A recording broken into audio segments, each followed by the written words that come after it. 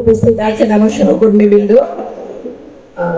শিক্ষকবৃন্দ, অভিভাবকগণ এবং সুপ্রিয় শিক্ষার্থীবৃন্দ, সবাইকে স্বাগত জানাচ্ছি আজকের আয়োজনে।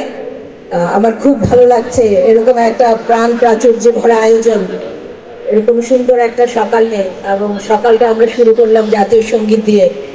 পুরো দেশের যে শিক্ষা পরিবারের একটা বড় অংশ আমরা এক সূত্রে, একই সুতায় গাঁথা পড়েছি আর কি। এই যে আমাদের সবার মিলিত আনন্দ, একটা শুদ্ধ কিছু করার জন্য যে মিলিত প্রচেষ্টা, এটা অনেক অনেক বেশি অর্থবহ বলে আমার কাছে মনে হয়েছে।